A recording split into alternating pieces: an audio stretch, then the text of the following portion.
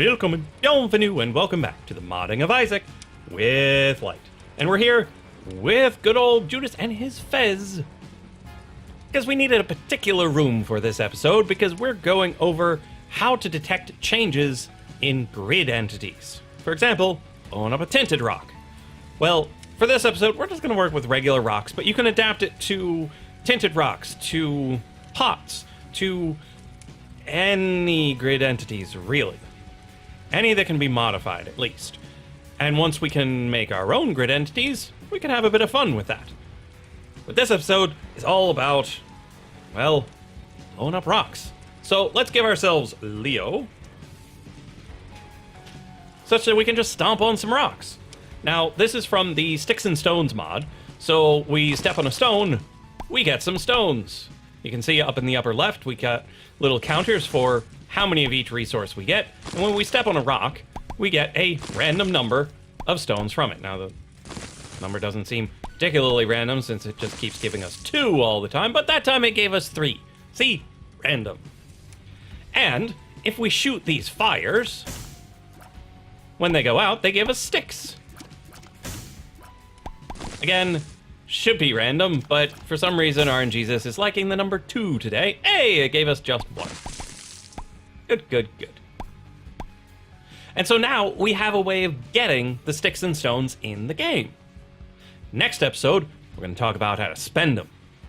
But for now, when we modify the grid in a particular way, it reacts the way we want it to. So let's head over to the code, see how it all works. So a lot of this code is left over from the episode that we did on Sticks and Stones, on the custom pickups. So all of this stuff at the top is either from that or from next episode. So a lot of it is hidden away. You don't need any of that. You don't need any of this. You don't need any of this. We do need this right here, though. Before we get into working with the stones, we might as well work with the sticks first.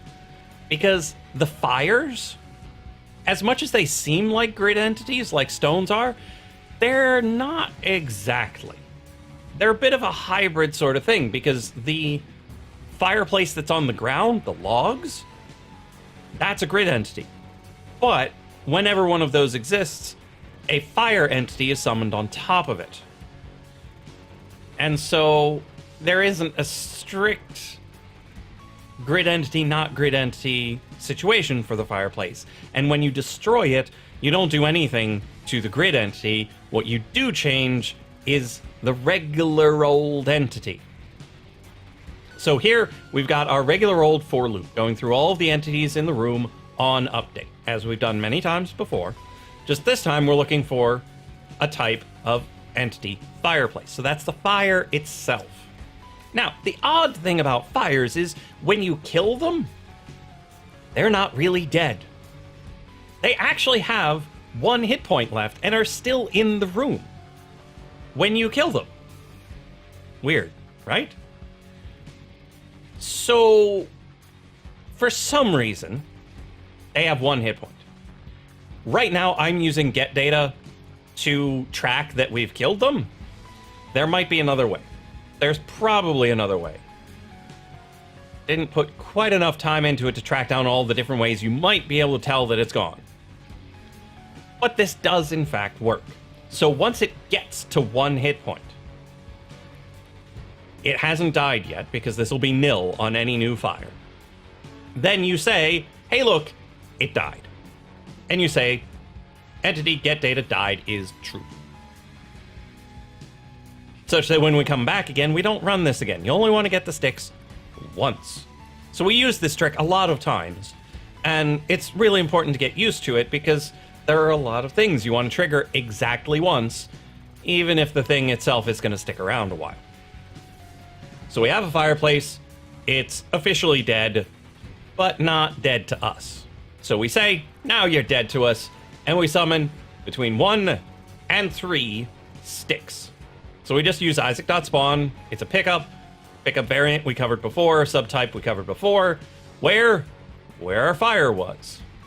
And then I add a little movement to it, a random vector, such that it spreads out from the fire in a relatively natural way. You don't have to use math.random of 41 minus 21 over 8. That's just me playing around with math to get something I like. You do something you like.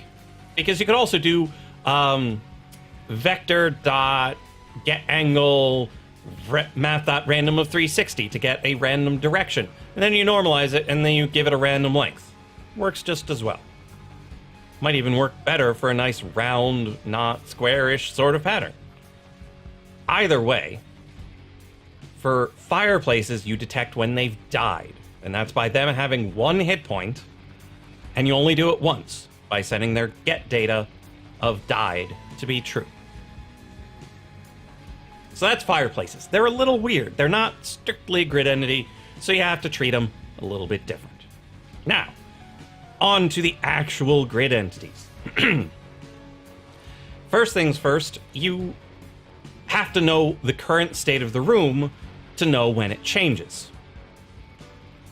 You got that? And let's check one thing real quick in our documentation here. If we go to grid entity, grid entity does not inherit from entity, so it doesn't have all of the fancy things that regular entities do. Most notable of which is get data. There is no get data function. Now, there's var data integer, which is not great. You've got a couple of things up here, but none of them really give you what you need to store data in the grid entity itself, like you would for an entity. So we're going to have to do it ourselves. It's unfortunate, but it's true. As far as I know.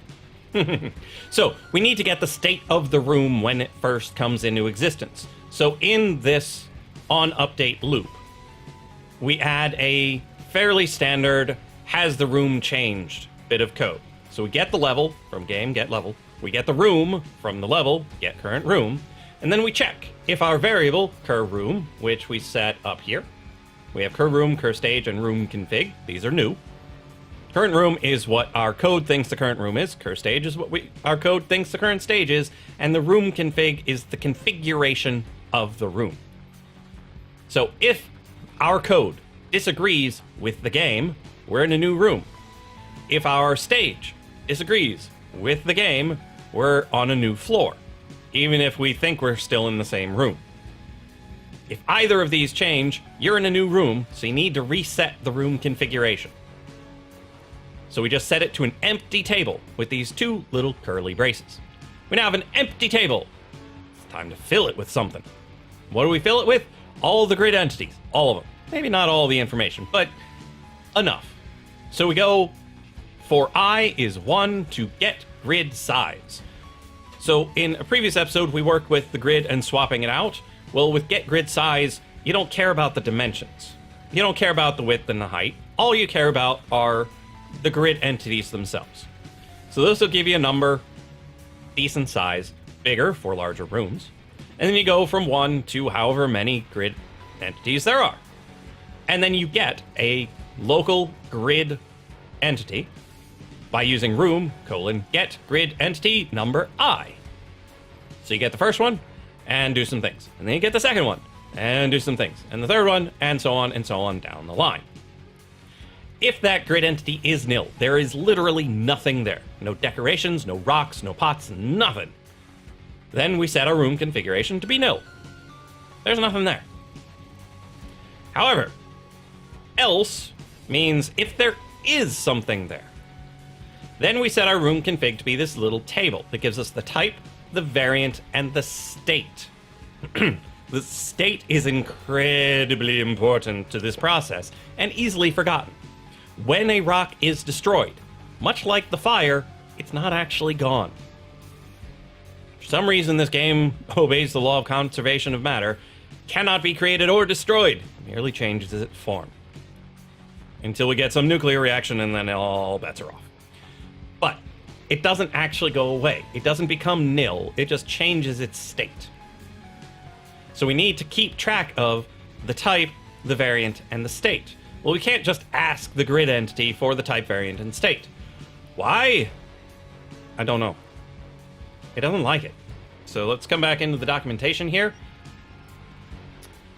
We should be able to get the type. We should be able to get the variant. I don't know if, like, this save state isn't what we're really asking for. This state here might work. Haven't tested this state here. But I know this get type does not give you something you want. It doesn't give you an integer. See? Not an integer. This should be an integer. Grid entity type is an integer, but for some reason that function does not give you what you need. However, this desk down here, this description, that gives you what you need. If you click on this desk here, oh, that doesn't take us to it, does it? Grid entity desk. This gives you the description of the grid entity. Gives you the type, the variant, and the state. Brilliant! That's exactly what we need. And so that's what we use right here. You get the grid entity, you ask for its description, and then its type. Same goes for variant, same goes for state. This gives you the ID number of the type of grid entity it is, and then the variant. So if you've got a different type of rock, it tells you the different type of rock. Now, tinted rocks are a different type, not a different variant. If you step on a tinted rock in the way this is currently set up, it doesn't give you anything but normal tinted rock things. So in your explorations, look into the different types and see which things are what type and which ones are variants of other types. Just step on some things and see what it does.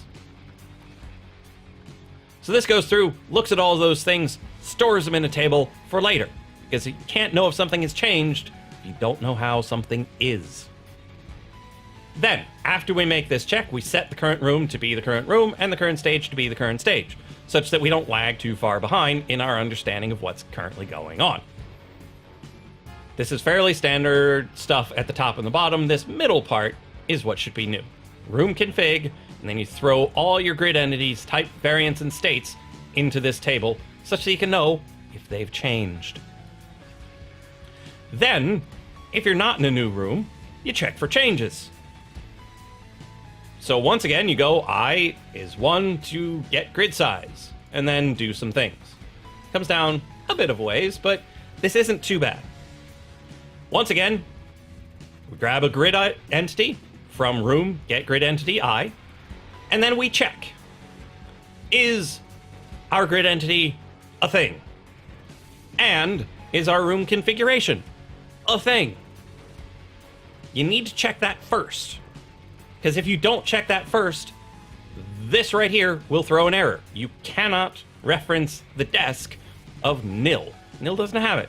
It'll throw an error, ruin the rest of your code. Same goes for room config. You can't check .type if it's nil. So you have to check those first. Make sure they are in fact things. Then you can check if the type is not the same, or the variant isn't the same, or the state isn't the same. All this is doing is just doing a generic has something changed. This is not specific to stepping on a rock. This is, did they re-roll the rocks? This will still trigger for that. This is nice generic code for you to use to check for any sort of grid alteration. After that, you check for specific grid alterations. So this is, did something change? This is, did our thing change? So what are we checking for? We're checking for a rock that is no longer a rock in a way that it is not also something else. So you stepped on the rock, you blew up the rock, something else blew up the rock. So you check your room configuration, that it is in fact a rock. And that its state is 1. Which means a normal everyday rock. Then you check the grid, the current state of the game. Is it in fact a rock and not a pot? And is it state 2, a rock that has ceased to be? So we think it's a rock that exists, it thinks it's a rock that doesn't. Then we trigger our stone code. Again, between 1 and 3, spawn, pick up, sticks and stones, subtype stone, where our thing is. So this one, you have room, get grid position, I. This tells you where that grid position is. So if you blow up a particular rock, this tells you where in vector coordinates that rock is. And then once again, we have a nice random push. I have the rocks bounce out further because it takes more to blow up a rock than it does to blow up a fire. Dividing by 4 gives you a larger number than dividing by 8. And so this makes the rocks. This whole thing checks whether or not the rocks have been destroyed, and this checks if anything at all has changed. So we've done our check for changes, we have spawned our rocks and whatnot, but just like we have to update our code's understanding of which room you're in, you also have to update your code's understanding of the state of the room. So no matter what happened, you have to decide, you have to update the room configuration. So if the grid entity exists, then you set the room configuration, be type is type, variant is variant, state is state. If the grid does not exist, then the room config shouldn't either.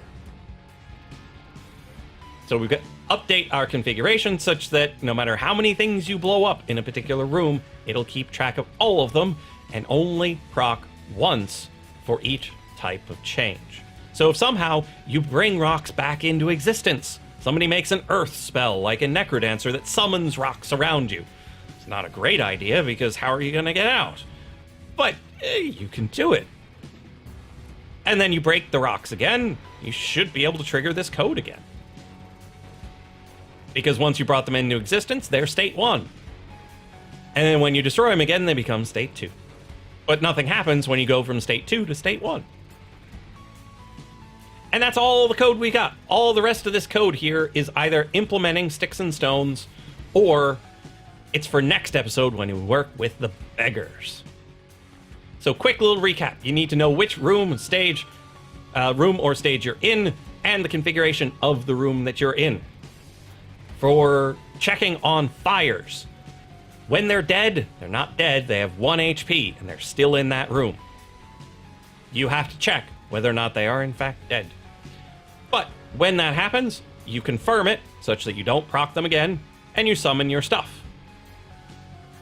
When a room changes, you have to initialize your knowledge of the room with this room config. You go through the entire grid, get that grid entity. If it's nil, you say it's nil. If it's not, you get the type from the description. This is crucial. It's very easy to try to get type and then hope it's the right number, and it's just not. Variant seems to work okay, as far as I know. So you do that, you're good to go. Then you update your current room, you update your current stage. Then, when you're checking for changes, you go through each. If it doesn't agree between your grid and your config, something's changed. You check the states to see if it changed the way you expect, and then summon your stone. And as always, update your config to match reality. Hope you're looking forward to that Beggars episode next time where we spend our sticks and our stones. But that's all I've got for this episode. I will see you in the next episode of the Modding of Isaac with Lyte.